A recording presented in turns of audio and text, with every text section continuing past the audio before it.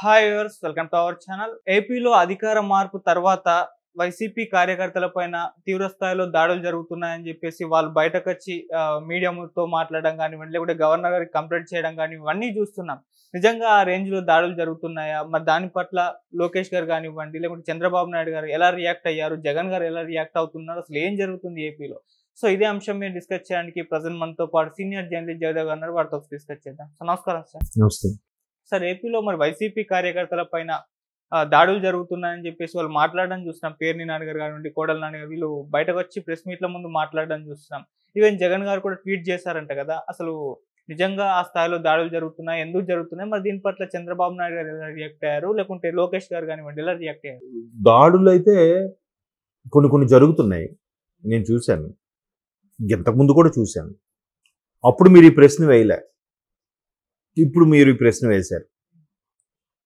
అప్పుడు ఎట్లాగే ఖండిస్తే మాట్లాడితే వ్యవస్థ ఏమైందని కూడా ఏమనలే. సంయమనం పాటించండి, రెచ్చగొట్టేవి చేసినా మీరేమి ఇవ్వద్దనే చెప్పారు. ఇప్పుడు కూడా చంద్రబాబు అన్న అదే విషయం చెప్పారు శ్రేణులకి. వాళ్ళు బాధలో ఉంటారు, కామను. మీరు వాళ్ళు రెచ్చగొట్టే ప్రయత్నాలు చేసినా కూడా మీరేమి చెయ్యొద్దు అని. ఎందుకు రెచ్చగొట్టే ప్రయత్నం అంటే ఎవరి వెర్షన్ వాళ్ళు మేము తప్పు చేయలేదని చెప్పుకుంటారుగా, కాసేపు అలాగే అనుకుందాం.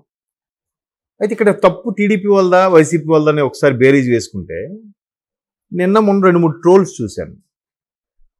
ఎట్లాంటి ట్రోల్స్ ఉన్నాయంటే, అరే మీరు గుంపుగా గెలిచారా, సింహం సింగిల్గానే వచ్చిదయింది, అయినా మాదేవు గెలుపు, ఒక్కొక్క దగ్గర ఎన్ని ఓట్లు వచ్చాయి చూడండి, మా ఓట్ పర్సెంట్ షేరింగ్ పోలేదు, మాది అంతే ఉంది అంటాడు ఒకడు. ఇంకొకడు అంటాడు, ప్రజల్ని మోసం చేసిన నాయకులు ఉన్నారు కానీ నాయకుడు మోసం చేసిన ప్రజలు ఎంతవరకు లేదు. ఇప్పుడు ఆంధ్రప్రదేశ్ ప్రజలు జగన్మోహన్ రెడ్డి గారిని మోసం చేశారట. ఇవన్నీ మరి రెచ్చగొట్టే టైపే ఉన్నాయి. తర్వాత చాలా దళితుల మీద దాడులు జరిగాయి. చంద్రబాబు లాంటి వ్యక్తిని వదలలేదు, రామోజీరావు గారు లాంటి వ్యక్తిని వదలలేదు. ఆఖరికి తన చెల్లి కూడా రాష్ట్రం వదిలి పక్క రాష్ట్రం వెళ్ళిపోయింది. తల్లి కూడా గౌరవ అధ్యక్ష పదవికి రాజీనామా చేసిన ఇక్కడ ఉండలేనన్ను వెళ్ళిపోయింది. ఇవన్నీ కనపడలేదు. ఇప్పుడు మీరు అంటున్నట్టుగా ఆ మాజీ మంత్రులు నానిగారు, కొడాల నాని కానీ పేర్ని నాని గారికి కానీ పోలీసులు అసలు జీతం తీసుకుంటున్నారా, వాళ్ళు అసలు చోద్యం చూస్తున్నారని ఇప్పుడు స్టేట్మెంట్ ఇస్తున్నారు.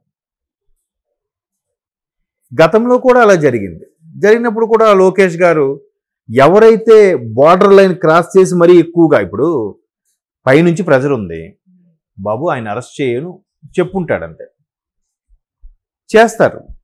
కానీ కొంతమంది ఔత్సాహికులు ఉంటారు. ఎట్లా అంటే ఆయన అరెస్ట్ చేయమంటారు కదా, మనం ఇంకా స్టైల్గా తొక్కు రేగకూడదాం, మనం ఆయన దృష్టిలో పడిపోదాం, ఆయన మనకు వెంటనే డీజీపీ ప్రమోషన్ ఇచ్చేయాలి ఐజీగాను అని పిచ్చి వాళ్ళు ఉంటారు. కొంతమంది అధికారులు కానీ కార్యకర్తలు కానీ నాయకులు కానీ. అలాంటి వాళ్ళు ఎక్స్ట్రీమ్లోకి వెళ్ళి బిహేవ్ చేసిన వాళ్ళ పేరుని లోకేష్ గారు రెడ్ డైరీలో నోట్ చేసుకున్నారు. ఇప్పుడు అరెస్ట్ చేయమన్నారు. అరెస్ట్ మరీ వాడిని కొట్టుకొని తన్నుకొని ఈడ్చుకొని అరెస్ట్ చేయడం అనేది తప్పు. అరెస్ట్ చేయమన్నాడు, అంతే. పైనుంచి ఉన్న ప్రెజర్ ఏంటి, అరెస్ట్ చేయమన్నాడు. ఇప్పుడు సుధాకర్ గారిని మాస్క్ అనగానే అరెస్ట్ చేశారు. ఆయన మరీ వెనక్కి చేతులు కట్టించి మరి తీసుకెళ్ళాలా, అది అత్యుత్సాహం అనమాట. ఏదో ముఖ్యమంత్రి గారు కంట్లో పడిపోవాలి, మనకేదో ప్రమోషన్ ఇచ్చేయాలి అని నా గురించి గొప్పగా చెప్పుకోవాలి. నీ వల్ల ఒక సామాన్యుడు బలైపోయాడా, అది ఆలోచించాలి కదా.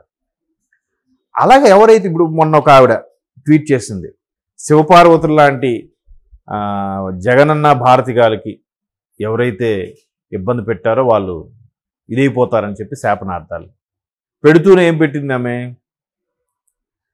ముసుమునూరి షర్మిల గారు తన యొక్క భర్త యొక్క మొదటి భార్యని ఈ రోజుకి హింసిస్తూనే ఉంది, ఆమె పిల్లల్ని బయటికి రానివ్వట్లేదు, వీళ్ళ పిల్లలకి పెళ్ళి అయితే కానీ పిల్ల చేయకుండా ఇప్పటికీ టార్చర్ పెడుతుంది, పెళ్ళి ఇన్నేళ్ళు అయినా కూడా ఇంకా టార్చర్ పెడుతూనే ఉందని రాసింది. ఇదంతా ఏంటి, జగన్ అన్న దృష్టిలో ఈవిడ పడాలి, ఆవిడ ఉద్దేశం అది. నిజమే. దానివల్ల ఎవరు బదనాం అవుతున్నారు, మళ్ళీ జగన్ అన్నే బదనాం అవుతున్నాడు. అది మీకు అర్థం అవ్వట్లే. ఎలాగా, ఇప్పుడు ఆవిడ మొదటి భార్య అనిల్ గారు మొదటి భార్య టార్చర్ పెట్టింది అనుకుందాం, ఎవరు అండ చూసుకుని ఆవిడ టార్చర్ పెట్టింది, ఎవరు దన్ను చూసుకుని ఆవిడ చెలరైపోయింది. నాన్న ముఖ్యమంత్రి, తర్వాత అన్నయ్య ముఖ్యమంత్రి, మీ దన్ను చూసే కదా. అంటే మళ్ళీ ఒకవేళ రాజశేఖర రెడ్డి గారికి అపవాదం వచ్చినా మీకు పర్వాలేదా, జగన్మోహన్ రెడ్డి గారికి అపవాదం వచ్చినా మీకు పర్వాలేదా? అంటే మితిమీరిన అభిమానం వల్ల చుట్టూ తిరిగి వాళ్ళ నాయకుడికి ఇబ్బంది కలుగుతున్నాయి కదా. సో అలాగే ఎవరైతే ఇప్పుడు చంద్రబాబు గారిని అరెస్ట్ చేయమన్నారు, బాగుంది. అర్ధరాత్రి వెళ్ళి అరెస్ట్ చేసి ఇబ్బంది పెట్టాల్సిన అవసరం ఏముంది? పొద్దున అయ్యా రేపు 9 గంటలకు వచ్చి మీకు అరెస్ట్ చేయబోతున్నాం, ముందులో చెప్తే ఆయన పారిపోతాడా? ఇన్ని కేసులు ఈయనే పారిపోతే ఆయన ఏం పారిపోతాడు? ఎందుకు పారిపోతాడు? మరి అలా చేసుకుంటే అయిపోయింది కదా, ఎందుకు చేయలేదు?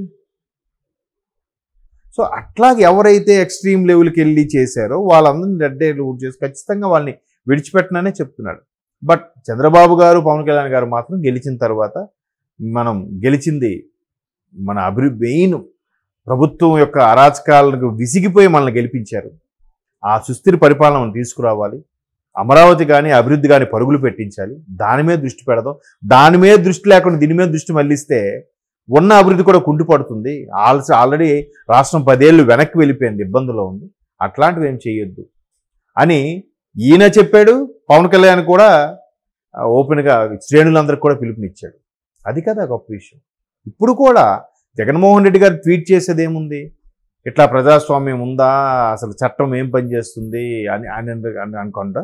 బాబు, వాళ్ళు రెచ్చగొట్టినా మీరు రెచ్చిపోవద్దు, శ్రేణుల్ని సమయం పాటించండి.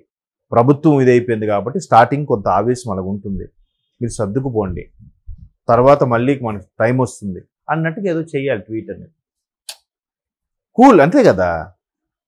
ఇప్పుడు ఈయన చెప్పినట్టే, బాబు వాళ్ళు రెచ్చగొట్టే ప్రక్రియలు చేసినా మీరేం రెచ్చిపోవద్దు అని చెప్పాడు ఈయన చంద్రబాబు. మీరు అలాగే చెప్పొచ్చు కదా. అలా చెప్పకుండా ఏం చేస్తున్నారు? మీరు ప్రభుత్వం ఉందా, అసలు ప్రజాస్వామ్యం ఉందా, పోలీస్ వ్యవస్థ ఉందా, పోలీసులు జీతాలు తీసుకుంటున్నారా అని అంటున్నారు.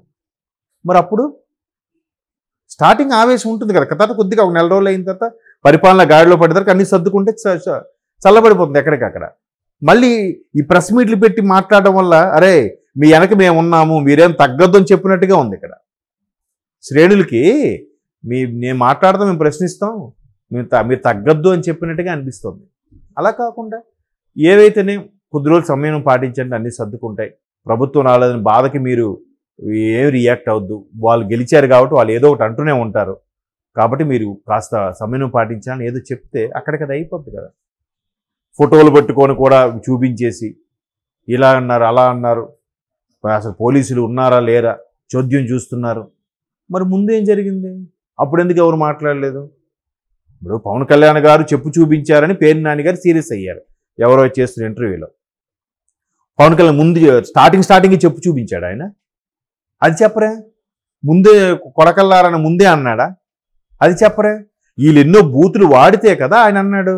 అవేం చెప్పకుండా చెప్పు చూపిస్తాడా? అదేం రాజకీయ నాయకుడు? అది సభ్యతేనా, సంస్కారమేనా? మేము 2 చెప్పులు చూపిస్తామని చెప్పి చూపించేసి నువ్వేమంటా చెప్పు చూపించాడు, అది చెప్పవే. కాబట్టి పెద్దవాళ్ళు, పెద్ద అనుభవజ్ఞులు కొద్దిగా ఆచితూ చేస్తారు. ఈ ఉడుకు రక్తం కొద్దిగా అగ్రెసివ్గా ఉంటారు. ఇంతకుముందు అదే చెప్తున్నాను కదా, రాజమండ్రిలో కూడా 2-3 యంగ్ జనరేషన్ వాళ్ళు ఇంతకుముందు మీరు చేసిన దానికి ఇది మీరు తప్పదు, మీరు అనుభవించాలి తప్పదు అన్నట్టు ఓపెన్గా చెప్తున్నారు. అది ఒక విధంగా మంచి సంస్కృతి కాదు. కానీ ఎవరైతే నాయకులు ఉన్నారో వాళ్ళు సమయం పాటించని చెప్పినప్పుడు ఈ నాయకులు కూడా అలాగే చెప్పాలి. చెప్పకుండా మీ వెనక మేము ఉన్నామన్నట్టుగా ఇండైరెక్ట్గా హింటిస్తున్నట్టుగా అనిపిస్తోంది. చూద్దాం మీరు ఇంకా ఎటువైపు దారి తీస్తుందో, ఎక్కడ తీసుకెళ్తుందో చెప్పలేం. ఈ సంస్కృతి మంచిది కాదు. Okay sir, thank you so much sir.